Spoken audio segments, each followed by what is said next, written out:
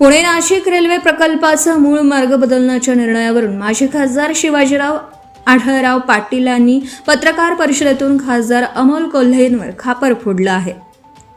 जुन्नर, आंबेगाव आणि खेड तालुक्याच्या हिताचा असलेला मूळ रेल्वे मार्ग बदलण्यामागे स्थानिक लोकप्रतिनिधींचं अपयश कारणीभूत असल्याचा थेट आरोप करत गेल्या 7 वर्षात रेल्वे, विमानतळ आणि महामार्गासारख्या महत्त्वाच्या प्रश्नांवर अमोल कोल्हेंनी केवळ सोशल मीडियावर प्रसिद्धी आणि लोकसभेत भाषणं करण्यापलीकडे कोणताही ठोस काम केलं नसल्याची घणाघाती टीका आढळराव पाटील यांनी केली. पुणे नाशिक रेल्वेचा मार्ग बदलण्याचा निर्णय हा शिवजन्मभूमीच्या विकासाला धक्का देणारा असल्याचंही त्यांनी म्हटलं आहे. तसेच नजीकच्या काळात यावर आंदोलनाची भूमिका घेऊन सरकारला जाब विचारणार असल्याचं सांगितलं. या भागातनं जात नाहीये, काय दिशा असेल तुमची पुढची रणनीती काय? खरं म्हणजे मी आपल्याला सांगू इच्छितो की माझ्या दृष्टीनं काल रेल्वे मंत्री अश्विनी यांनी जो निर्णय किंवा त्यांनी जाहीर केला पुण्यामध्ये, हे अपेक्षित नव्हतं. आत्तापर्यंत सांगेवांगे हा निर्णय येत होता, परंतु काल जे शिक्कामोर्तब झालं हा आपल्या जन्मभूमीच्या दृष्टीनं अतिशय काळा दिवस आहे असं मी समजतो. कारण माझ्या दृष्टीने महत्त्व हे होतं की छत्रपतींच्या भूमीतून जाणारी ही रेल्वे होती. जुन्नर, आंबेगाव, राजगुरुनगर ह्या तालुक्यातल्या शेतकऱ्यांच्या शेतीमालाचा प्रश्न होता. नाशिकवरून पुण्याला येणारा माणूस हा तासाभरात पुण्याला पोचणार होता आणि ही वाहतूक जास्त होती. जी आता पुणे, शिर्डी, नाशिक होती, ही रेल्वे काय 5-6 तासाच्या आतमध्ये काय जाणार नाही. 4-5 तासाची ही आपल्या 1 तासाची रेल्वे होती. तर ही अतिशय धक्कादायक आणि निराशाजनक बातमी आहे. आम्हाला तसा अंदाज होताच की हे होतं आहे, हे होणार आहे. पण असं वाटलं होतं की वळसे पाटील असेल, मी असेल, आम्ही मुख्यमंत्र्यांना सांगत आलो आहे की बाबा ही आपल्या दृष्टीनं, महाराष्ट्राच्या दृष्टीनं हा मार्ग अतिशय महत्त्वाचा आहे. आमचा विश्वास होता की ते काहीतरी करतील, परंतु त्यांच्या उपस्थितीमध्येच हा निर्णय झालेला आहे काल. त्यामुळं आता पुढची दिशा माझी जी राहणार आहे की पहिलं दिल्लीला जाऊन तिथल्या अधिकाऱ्यांशी बोलावं लागेल की नक्की तुमची अडचण काय. जी अडचण त्यांनी सांगितली JMRTची, ती अजिबात JMRTची अडचण नाही.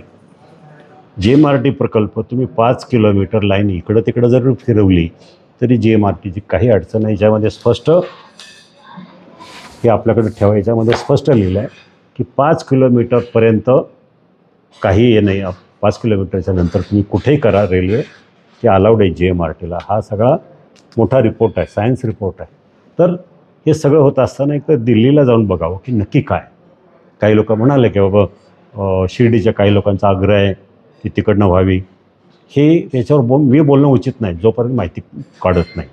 अधिकृत माहिती काय आहे, का त्यांनी असं केलं, तर त्याच्यावरून आम्हाला माहिती काढल्यानंतर मग आपण पुढची दिशा ठरवू काय करायचं ते. किती लोकांचा प्रतिसाद कसा असणार आहे, बाकीचे लोकप्रतिनिधींनासुद्धा आपल्याला विश्वासात घ्यावं लागणार आहे. सगळ्या आमदारांना एकत्र करावं लागणार आहे, जनतेला एकत्र करावं लागणार आहे. आम्ही आवाज उठवण्याच्या दृष्टीने कुठेतरी कमी पडतो हे नक्कीच दिलं. मंजूर मार्ग बदलला, हे कुणाचा अपयश आहे? हे नवीन सांगायची गरज नाही, तुम्हाला सगळ्यांना माहिती आहे, सगळ्या जनतेला माहिती आहे. हा जुना जो रेल्वे मार्ग आहे तो 20 वर्ष आम्ही त्याच्यावर काम केलं. 20 वर्षानंतर त्याचा आम्ही लेआउट तयार केला. सगळं काय झालं, स्टेशनर ठरली, कुठं रॅकिंग करायचं, कुठं काय करायचं, हे सगळं ठरल्यानंतर मंजूर झाला, भूसंपादन चालू झालं आणि त्यावेळेला माझा पराभव झाला. मग त्यानंतर ह्याच्यावर सकारात्मक फाईल इकडची तिकडं हल्लेली नाही. याचा अर्थ गेल्या 7 वर्षापासून खासदार म्हणून जे आपण मिरवत आहे हे फक्त सोशल मीडियावर भडक भाषणं, लोकसभेमध्ये लोकांना आकर्षित करणारी भाषणं, याच्या पलीकडं काही केलं नाही. ज्या प्रश्नावर खासदार निवडून आले, रेल्वेचा प्रश्न, काही केलं नाही. हायवे, ज्या प्रश्नावर तुम्ही निवडून आले 2019ला, चाकणची ट्रॅफिक, इकडची ट्रॅफिक, त्याच्यावर काय केलं आहे? काही केलं नाही. मी जी काम केलेलं माझ्या काळातली त्याच्या व्यतिरिक्त एकही नॅशनल हायवेचा प्रकल्प मंजूर नाही. चाकणची ट्रॅफिक आहे तशीच आहे, उलटी कंपन्या जायला लागल्यात.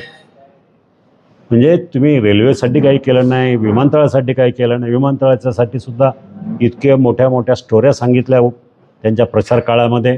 नंतर विमानतळही केलं, सगळं केलं. मग तुम्ही केलं काय नक्की? माझ्यावर टीका करून निवडून येणं एवढंच काम तुम्हाला गेल्या दोन्ही टर्मला जमलं, त्याच्या व्यतिरिक्त काहीच केलं नाही. थँक्यू.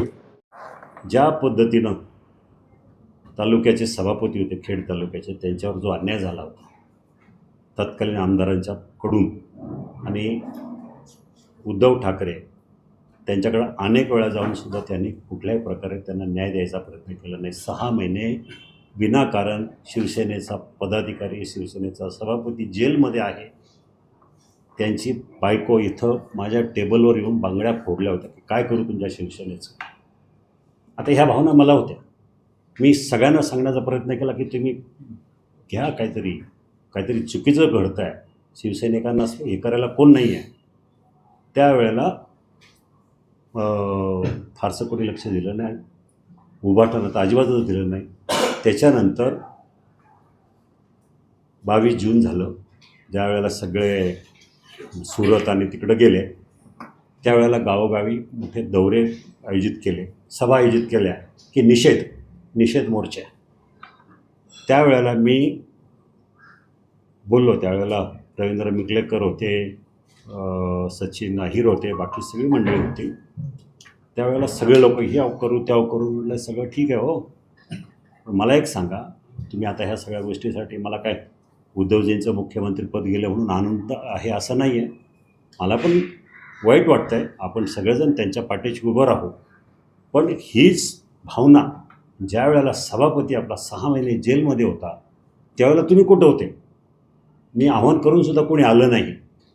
हे वर नेतृत्वाला ते रुचलं नाही, म्हणून त्यांनी माझी हकालपट्टी केली होती. तुम्ही समाधानी आहात? मी समाधानी.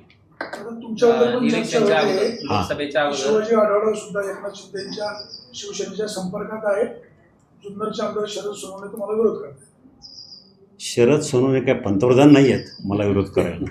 मी 3 टर्म खासदार आहे. मला तालुक्यामध्ये काहीतरी बेस आहे. त्यामुळं त्या माणसानं मला विरोध करणं त्यांनी ऐकावं. एकनाथ शिंदे काय एवढे बाळबुद्धीचे नाही आहेत. उगाच काहीतरी कोणीतरी गमजा मारणं, ठीक आहे, मी आहे तिथं ठीक आहे. सध्याचे खासदार शरद पवार गटाचे आहेत आणि शरद पवार आणि अजित पवारांच्या पश्चात जर Rashtrawadi. Subscribe now and press the bell icon.